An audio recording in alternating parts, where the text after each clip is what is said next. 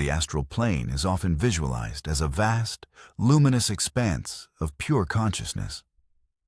While this can be true, researchers and experienced projectors describe it more accurately as a spectrum.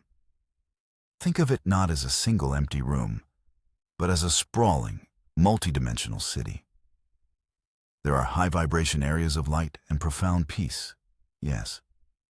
But there are also lower, denser regions, echoing with the psychic residue of trauma, desire, and fear. And just like any populated space, it has inhabitants.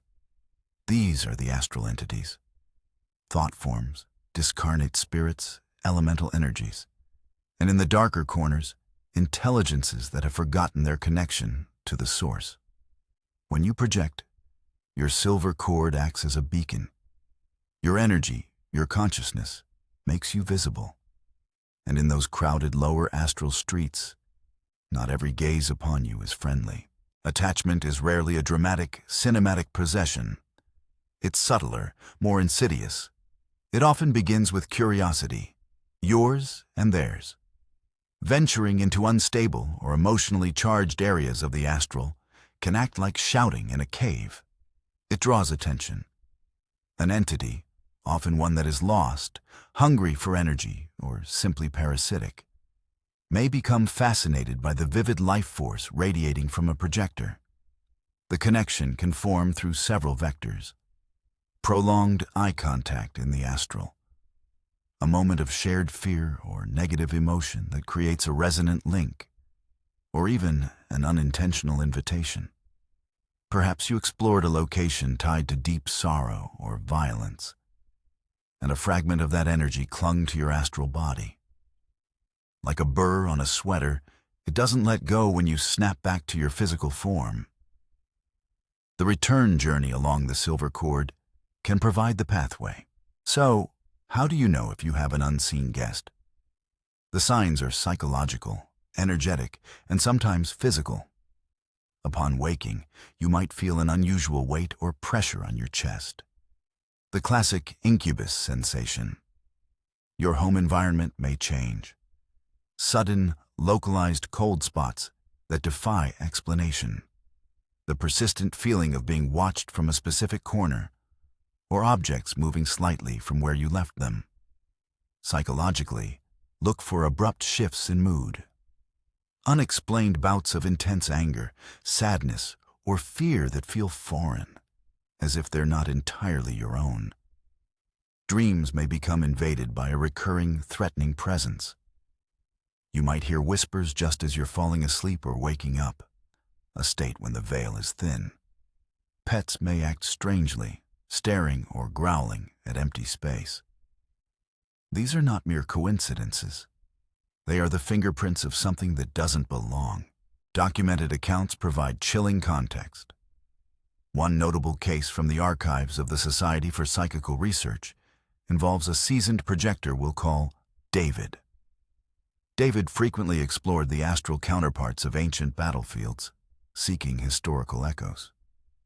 After one particularly intense journey to a well-known medieval site, he returned feeling drained.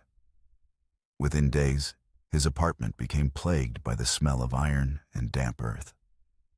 He experienced violent, graphic nightmares of combat where he was not a spectator, but a victim. His normally calm demeanor was shattered by fits of militaristic rage. It wasn't until he sought help from a knowledgeable medium that the connection was made.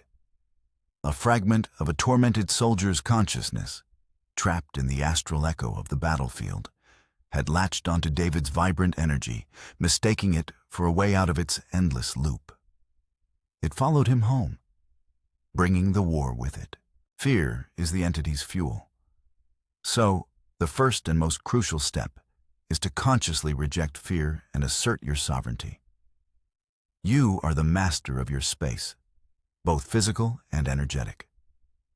Upon returning from any astral travel, make a ritual of grounding and sealing. Visualize a brilliant, white gold light erupting from your heart, flooding your aura, and severing any foreign connections. Verbally state, "I am whole, I am protected." Only that which is for my highest good may remain with me. In your physical space, use cleansing tools. Sage or Palo Santo smoke to disrupt stagnant energy, ringing a bell in all corners or using salt, a classic psychic barrier, across thresholds.